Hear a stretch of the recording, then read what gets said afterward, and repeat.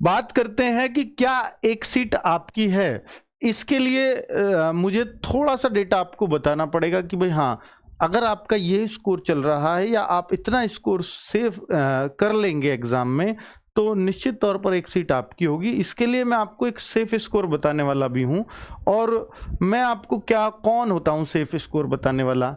कोई भी नहीं होता। मैं तो जस्ट उस तरीके से अपने आंकड़ों के हिसाब से, अपने बच्चों के हिसाब से, उस टाइम के कंपटीशन के हिसाब से और आज के टाइम के कंपटीशन के हिसाब से और 4 साल पहले 5 साल पहले निकली हुई इस भर्ती के हिसाब से सारा डेटा जो मुझे कलेक्ट करना था इस आंकड़े को देने के लिए, वो मैं कलेक्ट करके आया हूं। अब आप सोचो कि सर प्रीवियस ईयर के जैसा पेपर आ जाए तो इस बार बच्चों की तैयारी और अच्छी है तो वो कट ऑफ भी बढ़ जाएगी। बच्चों, अगर तैयारी बच्चों की अच्छी है, ऑनलाइन साधन भी बच्चों को अवेलेबल हो रहे हैं, मान लिया मैंने, लेकिन वो एक दूसरा फैक्टर भी काम करेगा कि ये 5 साल पुरानी भर्ती है तो अच्छे बच्चे सेलेक्ट हो चुके हैं।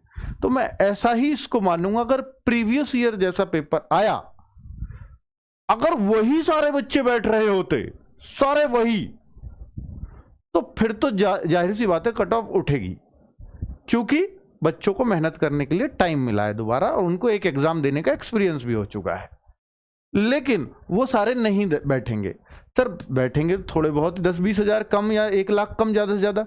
पर बच्चों, मैं उन बच्चों की बात कर रहा हूं जो सेलेक्ट होने लायक बच्चे थे। उनमें से वो सारे नहीं बैठेंगे क्योंकि वो कहीं ना कहीं सिलेक्शन ले चुके होंगे। तो मैं इस हिसाब से ये कह सकता हूं कि कंपटीशन लगभग ऐसा ही रहेगा जैसा 5 साल पहले ही था। ठीक है, कंपटीशन तो बहुत बड़ा है, साधन भी बहुत अवेलेबल हुए हैं, पर 5 साल पुरानी भर्ती है, इसलिए इस आधार पर कह सकता हूं कंपटीशन ऑलमोस्ट वैसा ही रहेगा। ठीक है, तो अब इसमें अगर मैं आपको बताऊं कि भाई मेरे नजरिए से सोचते हो, देखिए मैं एक इंसान हूं यार, तो मैं भी गलत हो सकता हूं, पर फिर भी मैं आपको अपना एक नजरिया बता रहा हूं अपने एक्सपीरियंस के आधार पर, जो मैं जिस भी एनालिसिस पे पहुंच पाया हूं मॉक टेस्ट से, प्रीवियस ईयर आधार पर। मुझे ऐसा लगता है कि यार आपको ना 30 क्वेश्चंस अगर आप जीएस में कर रहे हो, अब आपको सर 30 तो कर देंगे, इतना आसान नहीं है। वो इसलिए आसान नहीं है क्योंकि 1/2 की नेगेटिव मार्किंग है। 30 क्वेश्चन का मेरा मतलब है कि आपके 60 मार्क्स आए नेगेटिव काटकर। 30 क्वेश्चन अटेम्प्ट करने से मतलब नहीं है कि 30 करे, 5 गलत करिए आए 25 सही करिए आए, मेरा 30 मार्क्स आए काट पीट कर, यानी 60 मार्क्स। तो मैं ये मानता हूं कि आप बेस्ट जीएस करके आए हैं और आप सेलेक्ट होने वाले हैं, ऐसा मेरा मानना है। अगर मैं आपसे बोलूं कि रीजनिंग, मुझे ऐसा लगता है कि रीजनिंग में अगर आप 32 से 35 क्वेश्चन कर गए, अगर पिछले जैसा लेवल आया, पिछले से थोड़ा सा और मॉडरेट लेवल कर दिया, थोड़ा सा और बढ़ा दिया, अपडेशन तो आएगा, एकदम सेम तो नहीं आएगा।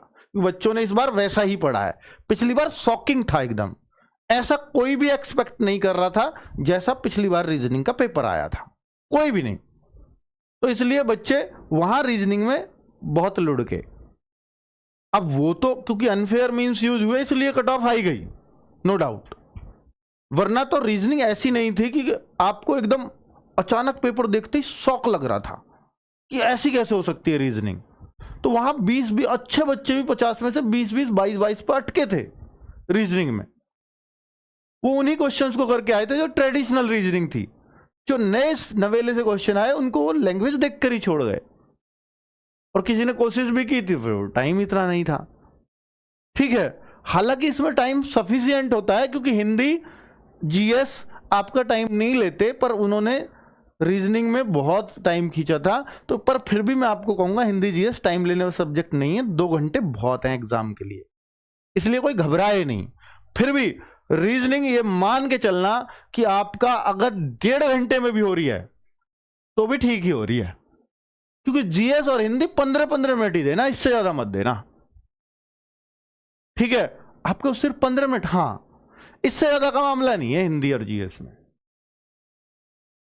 1.5 घंटे रीजनिंग के लिए बचाना मेरा ये पर्सनल मत है, बाकी आपकी मर्जी है बच्चों। मुझे ऐसा लगता है कि अगर आप 32 से 35 क्वेश्चन ठीक कर गए तो सिलेक्शन वाले नंबर हो जाएंगे। सिलेक्शन वाला काम हो जाएगा। ठीक, मतलब इतने मार्क्स आ जाएं, क्योंकि एक क्वेश्चन 2 मार्क्स का है, 64 मार्क्स आपके कम से कम आ जाएं। कितने में से? 100 में से। 50 क्वेश्चन है तो 100 मार्क्स में से 64 तो बड़ी बात नहीं होगी, क्योंकि आपने तैयारी बहुत की है। अब एडमिट कार्ड बेटा अभी नहीं आए हैं, एडमिट कार्ड के लिए थोड़ा सा और वेट कर लीजिए, 20 तारीख के आसपास आएंगे, वो मैं बता चुका हूं।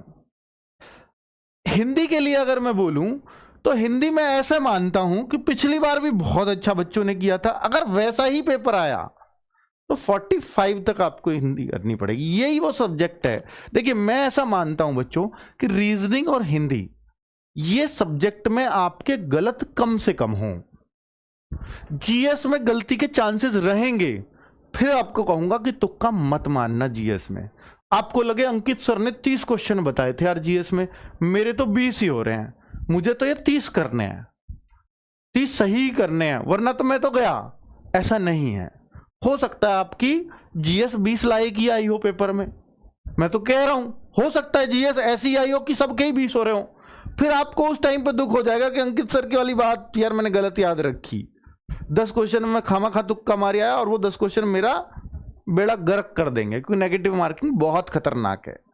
तो मैं आपसे सिर्फ ये कहूंगा कि जीएस में इस बात का प्रेशर मत लेना मैंने 30 करने के लिए बोला है। जीएस में बस आपको ये सोच करके जाना है कि जो मुझे आता है, अच्छे से आता है, उसी को मैं लगाऊं।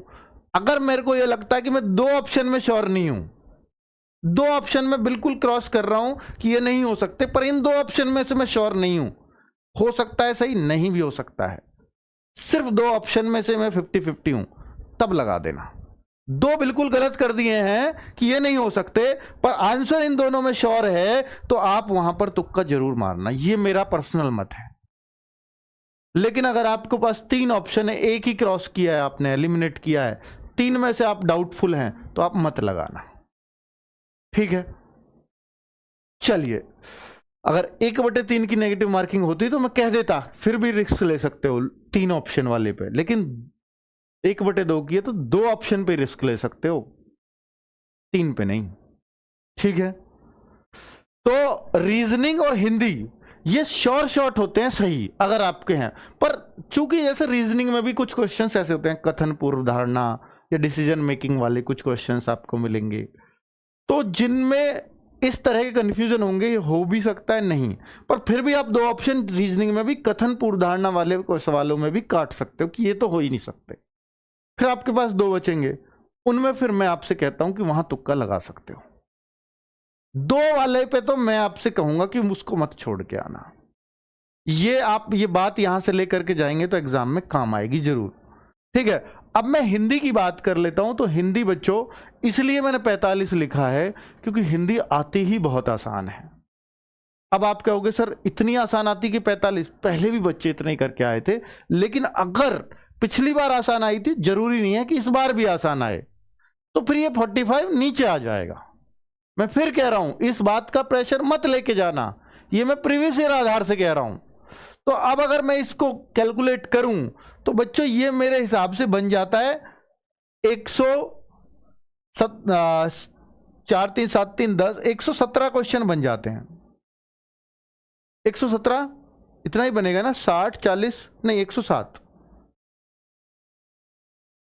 60 और 40 100 107 क्वेश्चन। हाँ 117 तो ज्यादा हो जाएंगे यार, 107 क्वेश्चन यानी 214 मार्क्स। मुझे ऐसा लगता है कि ये सिलेक्शन के लिए सफिशिएंट होंगे अगर पहले जैसा भी पेपर आ जाए तो।